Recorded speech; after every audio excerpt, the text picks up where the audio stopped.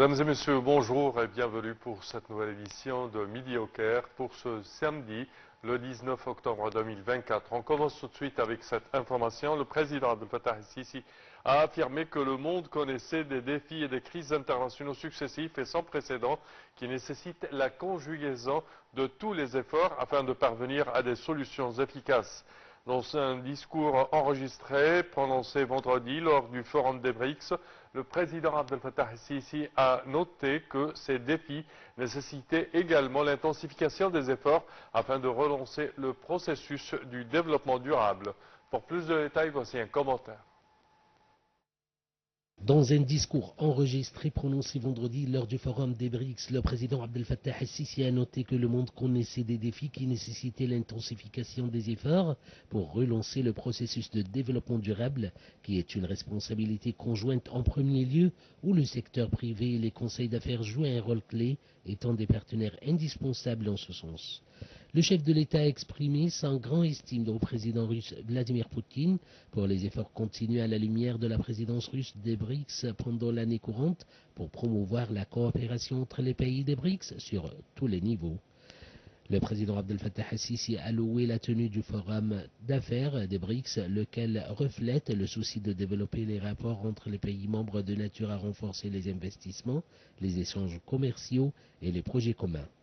Et le président de souligner que tout cela contribuerait sans doute à la consolidation des efforts conjoints afin de pouvoir répondre aux aspirations de nos peuples et d'atteindre la croissance économique escomptée. Le Forum des BRICS représente une plateforme importante pour explorer les différentes opportunités commerciales et d'investissement entre les pays des BRICS et renforcer la coopération entre les institutions du secteur privé en exploitant les avantages compétitifs de chaque pays afin de lancer les projets communs.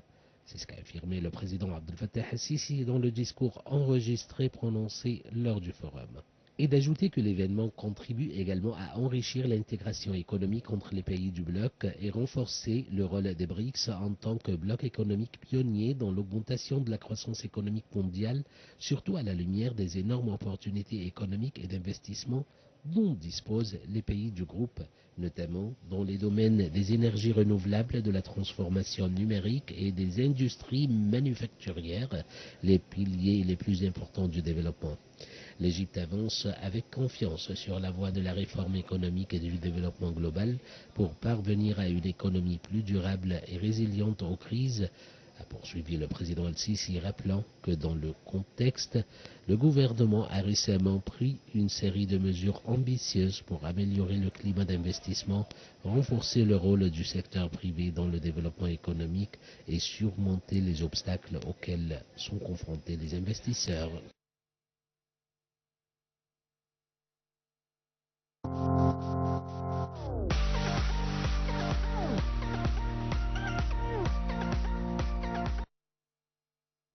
Le ministre des Affaires étrangères, de l'Émigration et des Affaires des expatriés, Badr Abdelghati, a reçu hier un appel téléphonique de son homologue libanais, Abdullah Habib, portant sur les récentes évolutions de la situation au Liban ainsi que les efforts consentis pour empêcher la détérioration de la situation dans la région.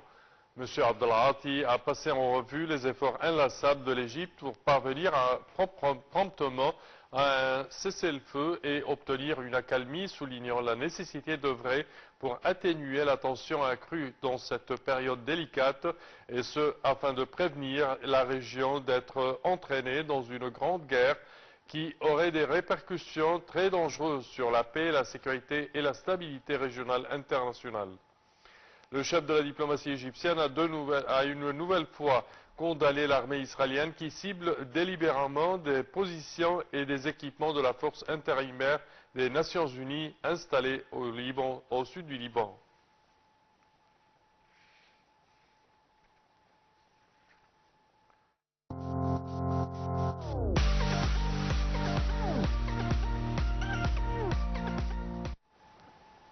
Et la Banque centrale d'Égypte, la BCE, a maintenu les taux d'intérêt directeurs lors de sa réunion du jeudi 17 octobre. Les taux d'intérêt sur les dépôts pour un jour, les prêts pour un jour et les opérations principales sont fixés à 27,25%, 28,25% et 27,75% respectivement. Pour plus de détails, voici un commentaire. La Banque centrale d'Égypte a maintenu les taux d'intérêt directeurs lors de sa réunion jeudi 17 octobre. Les taux d'intérêt sur les dépôts pour un jour, les prêts pour un jour et les opérations principales à 27,25%, 28,25% et 27,75% respectivement. La BCE avait haussé les taux d'intérêt de 800 points de base en février 2024. Le comité de politique monétaire de la BCE a maintenu les taux inchangés au cours des 3 dernières réunions, mai, juillet et septembre, et ce depuis sa décision en mars d'augmenter les taux de 600 points de base. La réunion de jeudi 17 octobre est la 6e du MPC cette année et il y en aura 2 autres le 21 novembre et le 26 décembre. La BCE commencera à assouplir sa politique monétaire en 2025 et le taux d'intérêt diminuera de 1200 points de base pour atteindre 16,25% d'ici la fin de 2025, prévoit l'agence Fitch. À l'échelle mondiale, la Réserve fédérale américaine a récemment réduit ses taux d'intérêt de 0,5%. Les banques centrales de la région du Golfe ont opté pour des réductions allant de 25 à 50 points de base. En revanche, le Royaume-Uni a décidé de maintenir ses taux inchangés. Le Premier ministre Mostafa Madbouli a déclaré que l'Égypte a pour objectif de réduire les taux d'inflation à moins de 10% d'ici la fin 2025. L'inflation globale annuelle de l'Égypte a atteint 26% en septembre contre 25,6% en août, tandis que l'inflation sous-jacente a légèrement diminué 25% en septembre contre 25,1% en août. Cependant, Madbouli a déclaré que le gouvernement pourrait ne pas atteindre le niveau d'inflation visé à court terme en raison des troubles actuels dans la région. Le taux d'inflation égyptien ne baissera peut-être pas aussi vite que prévu. C'est ce qu'a déclaré le Premier ministre Mostafa Madbouli.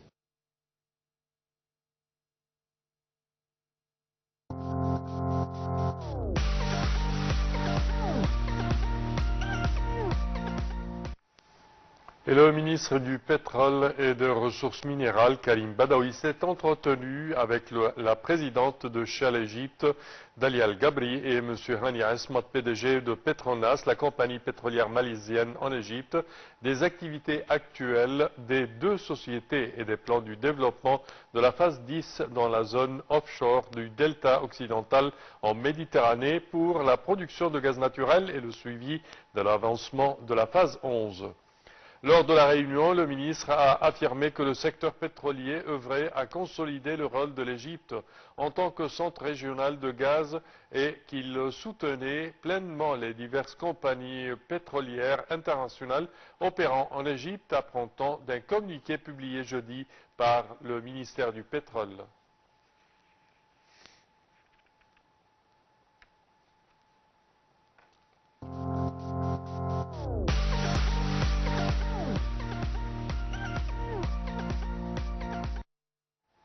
Et la ministre de l'Environnement et son homologue saoudien examinent la coopération bilatérale entre les 2 pays. La ministre de l'Environnement, Dr Yasmine Fouad, s'est entretenue avec le ministre saoudien de l'Environnement, de l'Eau et de l'Agriculture, l'ingénieur Abdulrahman Ben Abdul Mohsen Al-Fadil, et de la coopération régionale. Les entretiens ont porté sur les moyens de protéger l'environnement et de préserver la biodiversité, ainsi que sur le renforcement des efforts visant à augmenter la sensibilisation de toutes les catégories de la société, et notamment les enfants et les jeunes, sur l'environnement. Madame Fouad a également présidente du bureau exécutif du Conseil des ministres arabes chargé des affaires environnementales, a affirmé que les entretiens s'étaient focalisés sur l'intégration du secteur privé et de la société civile à la sauvegarde de l'environnement de la mer Rouge et du golfe d'Aden et avaient examiné la mise en œuvre d'un nombre de projets ayant pour objectif la préservation de l'environnement maritime et la construction des capacités des États de la région.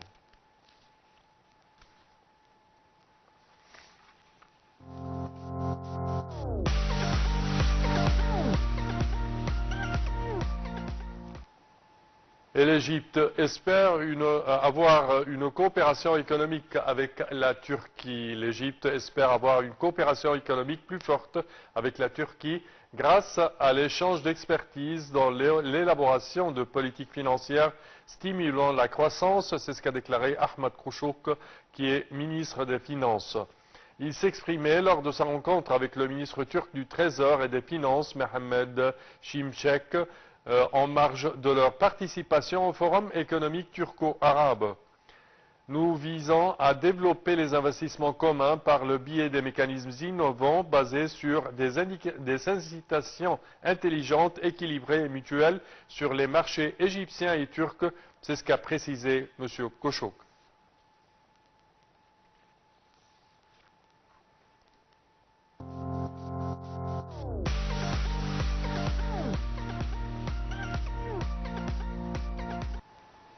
Et l'ambassadeur de l'Égypte au Malawi, Mohamed Cherif, a récemment rencontré Mme Nancy Tembo, ministre des Affaires étrangères du Malawi, pour discuter des moyens de renforcer la coopération bilatérale ainsi que les relations au sein des forums internationaux. Lors de cette rencontre, la ministre Tembo a salué l'évolution positive des relations entre les deux pays, exprimant son désir de les intensifier dans divers domaines. Elle a souligné l'importance qu'elle accorde à l'Égypte en tant que nation clé sur le continent africain, notamment pour son rôle crucial dans la défense des causes africaines et son soutien constant au peuple malawien.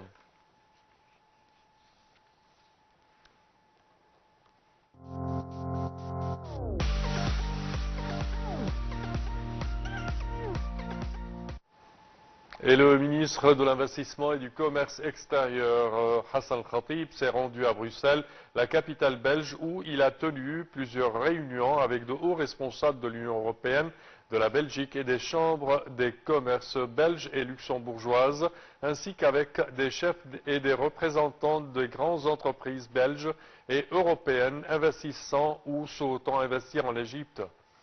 La visite du ministre à Bruxelles en ce moment revêt d'une importance particulière étant donné qu'elle envoie un message économique et commercial important aux partenaires de l'Union européenne concernant les priorités du nouveau gouvernement, notamment en matière d'attraction des investissements directs étrangers, de renforcement du rôle du secteur privé dans l'économie et la suppression des obstacles liés à la facilitation des échanges commerciaux entre l'Égypte et les pays européens. C'est ce qu'a déclaré M. Ahmed Abouzeid, ambassadeur d'Égypte auprès de la Belgique, du Luxembourg et de l'Union européenne et de l'OTAN.